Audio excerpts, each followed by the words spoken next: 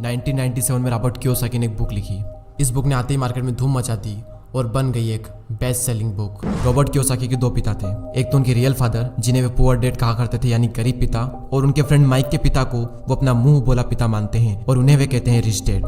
उनके जो real father है वो काफी पढ़े लिखे हैं, वो एक कॉलेज में प्रोफेसर है, लेकिन उनकी पूरी जिंदगी में पैसों को लेकर बहुत ही ज्यादा स्ट्रगल रहा और यही वजह है कि रॉबर्ट उन्हें पुअर डैड कहते हैं। और वहीं दूसरी ओर इनके जो मुंह बोले पिता हैं वो कम पढ़े लिखे हैं, लेकिन फिर भी वो एक बहुत बड़े बिजनेसमैन है और एक कामयाब इंसान है, और इसी वजह से रॉबर्ट उन्हें कहते हैं रिच डैड। रॉबर्ट कियोसाकी अपनी book rich dad poor dad में बताते हैं कि जब वे 9 साल के थे तो स्कूल में दूसरे अमीर बच्चों को देखकर उनके मन में भी अमीर बनने की तमन्ना होती थी, और इसीलिए एक दिन उन्होंने अपने पुअर डैड से पूछा कि अमीर कैसे बना जा सकता है। लेकिन उनके जो रियल फादर थे पुअर डैड, उनके पास इसका कोई जवाब नहीं था, और उन्होंने कहा कि तुम अपने दोस्त माइक के पिता से इसका जवाब पूछो क्योंकि वो तुम्हें इस सवाल का जवाब अच्छी तरह से दे सकते हैं। और फिर रॉबर्ट अपने रिच डैड के पास जाते हैं और उनसे अपना सवाल पूछते हैं, और वहीं से रॉबर्ट की फाइनेंशियल एजुकेशन का एक बहुत ही महत्वपूर्ण सिलसिला शुरू होता है। उनके रिच डैड उन्हें लाइफ की डिफरेंट स्टेजेस पर अमीर बनने के लिए और हमेशा अमीर बने रहने के लिए कुछ इंपॉर्टेंट लेसन बताते हैं, और इसी के साथ इस बुक में वो कई सारी चीजें बताते हैं जैसे कि पैसों को किस तरह से मेंटेन करना चाहिए, पैसों को काम पर कैसे लगाएं, और ऐसी कौन सी गलतियां हैं जिसकी वजह से गरीब हमेशा गरीब ही रहता है। और इसके अलावा वो बताते हैं कि अगर गरीब इंसान भी इसमें बताई हुई बातों को फॉलो करे तो वो भी जल्दी से अमीर बन सकता है। तो अब हम बात करते हैं उन इम्पोर्टेंट लेसन के बारे में। तो नंबर 1 यहाँ पर आता है कि अमीर लोग कभी भी पैसों के लिए काम नहीं करते। जनरली लोग अमीर बनने के लिए बहुत ही ज़्यादा मेहनत करते हैं। उनकी कोशिश ये होती है कि उन्हें एक ऐसी नौकरी मिल जाए जिससे कि हर महीने उन्हें अच्छी सैलरी मिलती रहे, और नौकरी मिलने के बाद वो पूरी डेडिकेशन और मेहनत के साथ अपनी जॉब पर जाते हैं, और इसी के साथ वो ऐसे ट्रैप में फंस जाते हैं जहाँ से वो कभी निकल ही नहीं पाते हैं। और कई सारे लोग इस तरह से अमीर बनने के लालच में एक रेट रेस का हिस्सा बन जाते हैं। उन्हें पता होता है कि महीने के एंड में सैलरी मिलने वाली है, और इसी वजह से वो लोन पर बड़ा घर लेते हैं, गाड़ी खरीदते हैं, क्रेडिट कार्ड से महंगी महंगी चीजें खरीद लेते हैं, और फंस जाते हैं एक ऐसे ट्रैप में जहाँ से निकलना बहुत मुश्किल हो जाता है। क्योंकि आपने जो चीजें लोन पर ली है आपको उनका लोन भी पे करना है, और उस लोन को पे करने के लिए आपको कई सालों तक नौकरी करनी पड़ेगी, और आपकी नौकरी से जो भी अमाउंट आएगा उसमें से मैक्सिमम अमाउंट आपको लोन पे करने में ही चला जाएगा।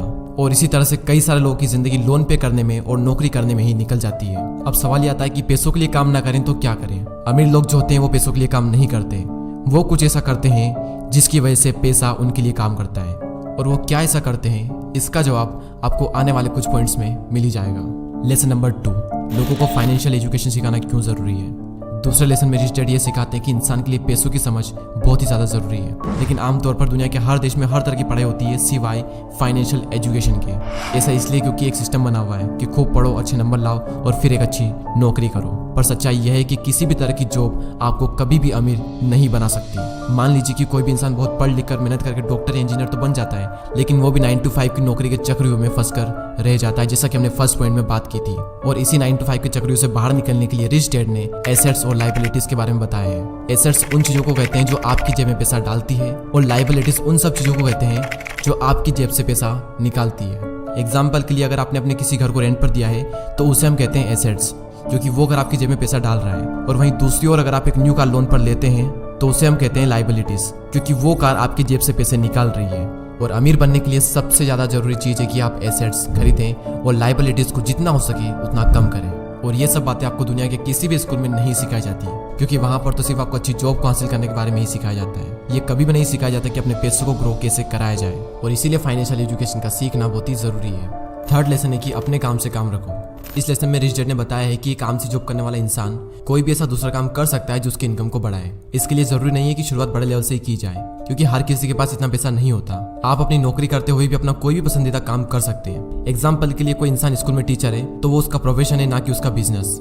उसका अपना काम वो होगा जो वो खुद शुरू करेगा। एक बार मैकडोनल्ड के फाउंडर क्रोक MBA के स्टूडेंट की क्लास में स्पीच दे रहे थे। स्पीच के दौरान क्रोक ने वहां पर मौजूद स्टूडेंट से पूछा कि क्या आपको पता है कि मैं क्या बिजनेस करता हूँ। तो सभी स्टूडेंट ने यही कहा कि आप हैमबर्गर के बिजनेस में हैं, और ये जवाब सुनकर क्रोक को हंसी आ गई। फिर उन्होंने कहा कि मैं हैमबर्गर के बिजनेस में नहीं हूँ, क्योंकि मेरा काम रियल एस्टेट का है। ऐसा इसलिए क्योंकि जब भी कोई मैकडोनल्ड की फ्रेंचाइजीज खरीदना चाहता है तो फिर उसे उस जमीन की खरीदारी भी करनी पड़ती है। तो वहाँ रियल एस्टेट बिजनेस, और आप खुद देख लो आज पूरे वर्ल्ड में मैकडोनल्ड रियल एस्टेट का सबसे बड़ा एम्पायर बनकर खड़ा है। तो रिच डैड रॉबर्ट कियोसाकी को सिखाते हैं कि कैसे आज ज्यादातर लोग बाकी सबके लिए तो काम करते हैं लेकिन खुद के लिए नहीं करते। इसलिए इंसान को चाहिए कि अपना फोकस खुद पर भी करें, लेकिन इसका मतलब ये बिल्कुल भी नहीं है कि आप अपनी नौकरी छोड़ दें। वो तो ये कहना चाहते हैं कि आप अपनी नौकरी के साथ साथ आप अपने एसेट वाले पहलू को भी मजबूत करने पर फोकस करें।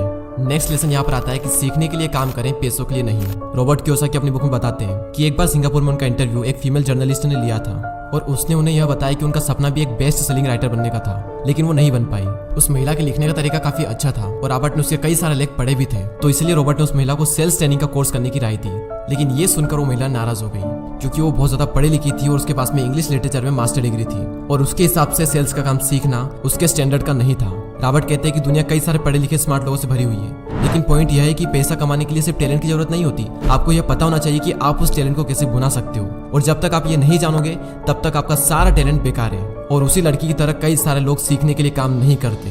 अगर वो महिला सेल्स की ट्रेनिंग सीख ले तो हो सकता है कि वो महिला आने वाले टाइम में बेस्ट सेलिंग राइटर भी बन जाए, लेकिन वो नहीं सीखती है और इसीलिए गरीब हमेशा गरीब ही रहता है और अमीर लोग सीखने के लिए काम करते हैं और सीख करके अमीर और अमीर बन जाता है। रॉबर्ट कियोसाकी बताते हैं कि उनके जो पुअर डैड थे उन्हें हमेशा अपनी नौकरी की चिंता रहती थी, लेकिन उनके जो रिच डैड थे वो सीखने पर ज्यादा जोर देते थे, क्योंकि उनका मानना यह था कि अमीर बनने के लिए जिंदगी में कई सारी चीजें सीखनी पड़ती है, और यही इन दोनों में सबसे बड़ा फर्क था। लेसन नंबर 6, रुकावटों और बाधाओं को पार करना।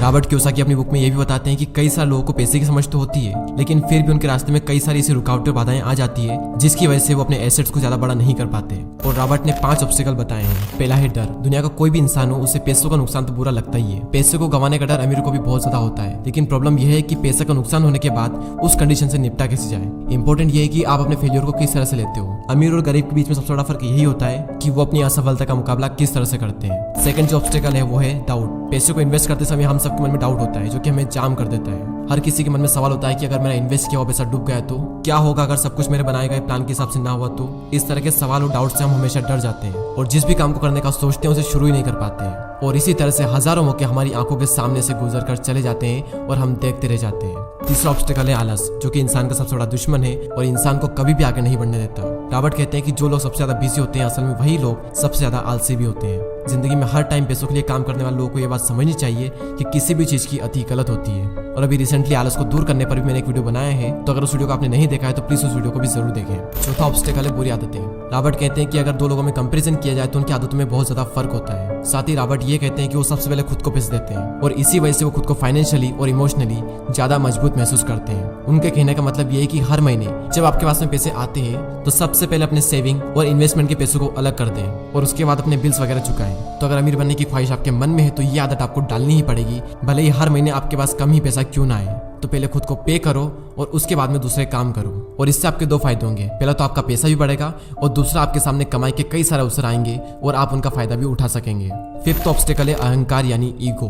रिच डैड यह भी कहते हैं कि कुछ लोगों में अहंकार बहुत ही ज्यादा होता है और इसका यूज वो अपनी अज्ञानता को छुपाने के लिए करते हैं। वो कहते हैं कि मुझे जो भी नॉलेज है मैं उसी की बदौलत पैसे बनाने में कामयाब होता हूँ, और जो चीजें मैं नहीं जानता उनकी वजह से मैं अपने पैसों को गवा देता हूँ। इसलिए अगर किसी चीज की जानकारी आपको अच्छे से नहीं है तो अपनी ईगो को साइड में रखकर उस चीज को अच्छे से सीखें। अगर आप ये करते हो तो आप एक बहुत बड़े नुकसान से बच सकते हो। चलिए अब हम इस वीडियो की समरी देख लेते हैं। तो सबसे पहले हमने बात की कि रॉबर्ट के 2 पिता थे, एक गरीब पिता और एक अमीर पिता, और अपनी 30 साल की लाइफ में उन्होंने अपने रिच डैड से जो कुछ भी सीखा वो उन्होंने अपनी book rich dad and poor dad में बताया है। तो नंबर 1 लेसन था अमीर लोग पैसों के लिए काम नहीं करते। नंबर 2 था लोगों को फाइनेंशियल एजुकेशन सिखाना क्यों जरूरी है, और इस पॉइंट में हमने बात की थी कि अगर आपको अमीर बनना है तो आपको एसेट्स खरीदने पड़ेंगे और लाइबिलिटीज को कम करना पड़ेगा।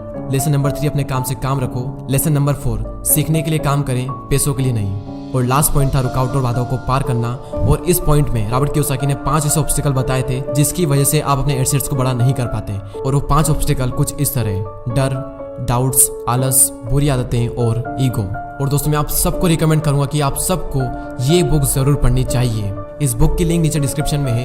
ये बुक आपको हिंदी और इंग्लिश दोनों में ही मिल जाएगी। और अगर अभी तक आपने हमारे चैनल को सब्सक्राइब नहीं किया है तो सब्सक्राइब करके हमारी कम्युनिटी का पार्ट बने। मैं मिलूंगा आपसे अगली वीडियो में। जय हिंद, जय भारत।